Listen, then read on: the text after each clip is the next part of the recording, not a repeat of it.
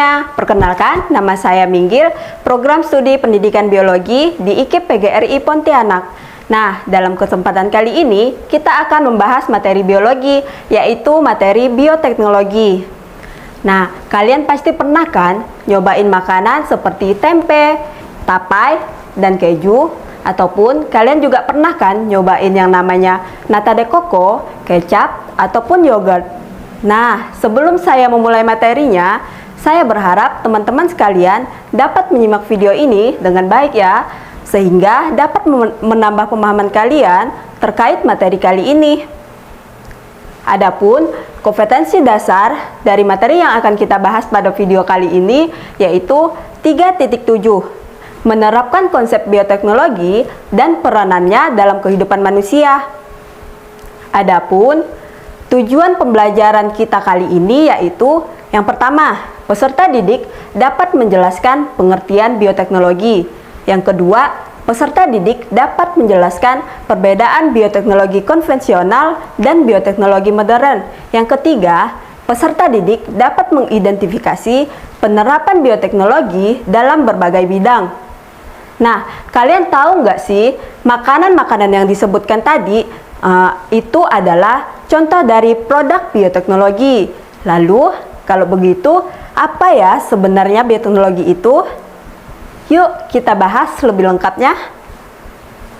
Nah, ternyata bioteknologi merupakan salah satu cabang ilmu biologi yang memanfaatkan makhluk hidup untuk dikembangkan atau menghasilkan barang dan jasa bagi kepentingan manusia, ataupun bisa juga didefinisikan sebagai pemanfaatan ilmu biologi untuk menghasilkan produk yang bermanfaat bagi manusia itu sendiri. Nah, makhluk hidup yang digunakan dalam proses bioteknologi kita sebut dengan agen bioteknologi. Nah, agen bioteknologi ini ada yang digunakan secara utuh, contohnya bakteri. Terus ada yang digunakan juga sebagai sebagian, contohnya DNA ataupun enzim. Nah, berdasarkan perkembangan bioteknologi dapat kita bedakan menjadi dua, yaitu bioteknologi konvensional dan bioteknologi modern. Nah, bioteknologi konvensional ini adalah bioteknologi yang kuno dan sederhana.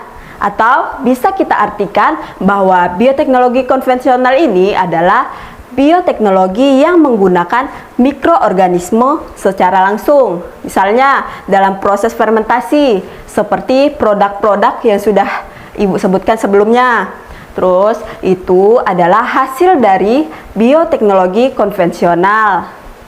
Nah, sedangkan bioteknologi modern ini merupakan bioteknologi yang memanfaatkan ilmu biologi yang prosesnya lebih sulit, udah lebih rumit, atau biasanya bioteknologi ini bersifat kekinian. Nah, contoh dari produk rekayasa genetika ini misalnya tanaman transgenik seperti padi, tomat, dan jagung. Pertama-tama, kita bahas terlebih dahulu bioteknologi yang konvensional ya. Misalnya contohnya bioteknologi konvensional adalah proses fermentasi. Nah, fermentasi itu merupakan proses pengubahan suatu substrat menghasilkan sebuah produk dengan bantuan mikroorganisme. Nah, fermentasi dalam bioteknologi konvensional bisa dibedakan lagi nih menjadi fermentasi alkohol dan fermentasi non-alkohol. Nah, fermentasi alkohol adalah fermentasi yang menghasilkan produk berupa alkohol. Sedangkan fermentasi non-alkohol adalah fermentasi yang tidak menghasilkan produk berupa alkohol. Nah, contoh dari hasil fermentasi alkohol seperti misalnya tapai. Terus, sedangkan untuk fermentasi non-alkohol yaitu misalnya tempe, terus ada kecap juga, itu termasuk bioteknologi konvensional. Nah, kemudian bagaimana ya dengan contoh dan proses bioteknologi modern? Yuk kita lanjutkan. Contoh yang bisa dikelompokkan ke dalam bioteknologi modern seperti teknik rekayasa, genetika, dan kultur jaringan. Penerapan rekayasa genetika bisa menghasilkan produk-produk yang bisa dimanfaatkan. Misalnya seperti dalam bidang kesehatan, terus dalam bidang pertanian, pengolahan limbah, dan lain sebagainya. Sedangkan penerapan kultur jaringan umumnya lebih banyak dilakukan untuk menghasilkan produk-produk di bidang pertanian. Nah, teknik rekayasa genetika merupakan teknik memodifikasi gen yang terdapat di dalam suatu sel atau suatu makhluk hidup dengan cara memindahkan gen dari makhluk hidup lain ke dalam sel tersebut, atau juga bisa dilakukan dengan menghilangkan gen yang terdapat dalam suatu sel lalu menggantikannya dengan gen yang berasal dari makhluk hidup lain. Nah, teknik rekayasa genetika ini biasanya sering digunakan pada materi. Namun, teknik rekayasa genetika juga bisa melibatkan perpindahan gen dari bakteri ke tanaman atau dari bakteri ke hewan. Namun tentunya proses ini merupakan proses yang rumit dan juga panjang.